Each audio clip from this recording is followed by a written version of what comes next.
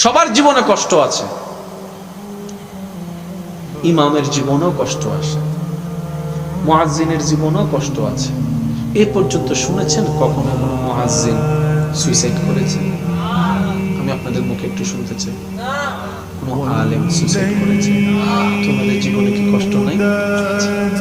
ওই যে কিছুটা সম্পর্ক কোরআন হাদিসের সাথে ছিল, ওইটার কারণে রব্বে কারীম অন্তরে একটা নিয়ামত দান করে দিয়েছে। উনি যদিও মহাব্বত করে কানেকশনটা লাগাই নাই, প্রফেশনালি ভাবে লাগিয়েছেন। কিভাবে?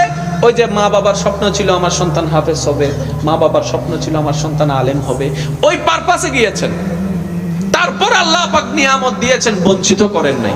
এবার একটু ভাবেন, কোন বান্দা যদি যে কোনো প্রফেশনের হোক না, কোনো সমস্যা নেই, কোন বান্দা যদি অন্তর থেকে রবের সাথে কানেকশনটা লাগাই ফেলতে পারে, আল্লাহর ওয়াস্তে একটু বোঝার চেষ্টা করেন, ইনশাআল্লাহ আপনারা বুঝতে পারবেন। 40টা বছর যে নামাজ পড়ে, তার মধ্যে নামাজের কিছুটা গুণ তো দেখানো দরকার ছিল, দেখা যাওয়া দরকার ছিল। আপনার বয়স যত 12 বছর থেকে শুরু করেন, রমজান কয়টা পাইছেন হিসাব করেন। প্রত্যেক বছরের একবার করে 30টা রমজান, এটার কিছুটা প্রভাব তো দেখা যেত। আচ্ছা সব বাদ দেন, একদম সব বাদ দেন, এটার বাস্তব প্রমাণ দেখেন। মানুষ হজ করতে যায় না? আওয়াজ দিলে আমি খুশি হব। আর মাত্র 10 মিনিট, তারপর আমি বিদায় নিচ্ছি। হজ করতে যায় না? যত খারাপ মানুষই হোক, দেখবেন হজ করে আসার পরে কমপক্ষে 3-4 দিন, 5 দিন, 1 সপ্তাহ, 40 দিন সে কিন্তু ইচ্ছা করে কোনো খারাপ কাজে জড়ায় না। এই জিনিসটা আপনারা খেয়াল করবেন। সে হজ করে আসার পরে সবসময় দেখবেন মাথার মধ্যে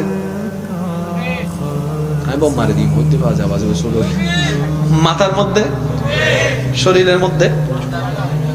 শরীরের মধ্যে আজুব্বা, তারপর আতর, নামাজ নামাজ নামাজ। আগের মতো রাস্তায় এসে ঝগড়া করছে না। বললাম, চাচা ব্যাপার কি? হাজি মানুষ না, হাজি মানুষ না।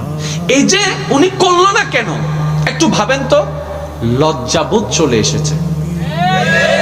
একদম বাস্তব প্রমাণ দিচ্ছি এটা।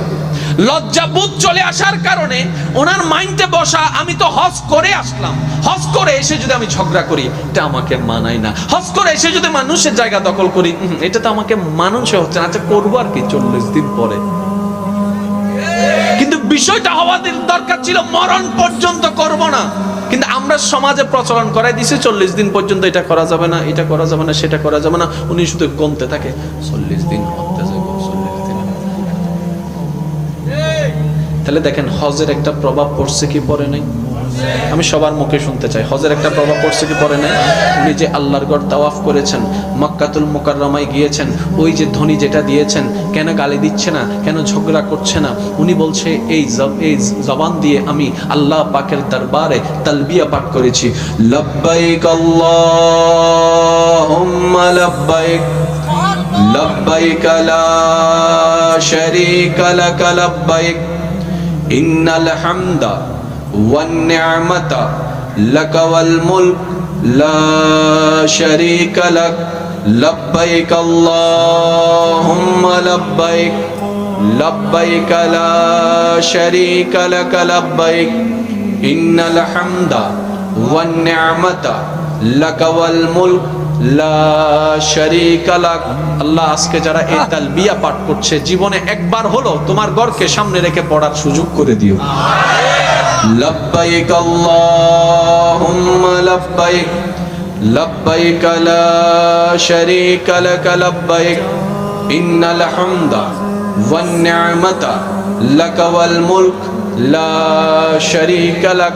মুরব্বি বলছেন, চাচা বলছেন, এই জবান দিয়ে আমি মাত্র 2টা দিন আগে আল্লাহর ঘরকে সামনে রেখে তালবিয়া পাঠ করেছি।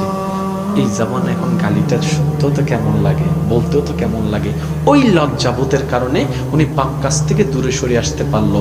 কিন্তু দেখেন, এই 5 ওয়াক্ত নামাজ আমাদের মধ্যে ঠিকই আছে, ওই লজ্জাবোধ যেটা আসার দরকার ছিল,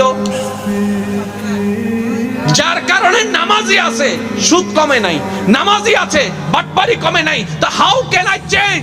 আমি কিভাবে চেঞ্জ করব? এখন আল্লাহ পাক বলে ইত্তাকুল্লাহ, আমি রবকে ভয় করো যদি পাল্টাতে চাও। ইত্তাকুল্লাহ, আমি রবকে ভয় করো যদি গুনাহ থেকে বাঁচতে চাও। মাওলা ভয়টা করব কিভাবে? রব্বে করিম বলে আগে লজ্জাবোধ আনো, লজ্জাবোধ আসলে অটোমেটিক ভয়টাও চলে আসবে। সুবহানাল্লাহ।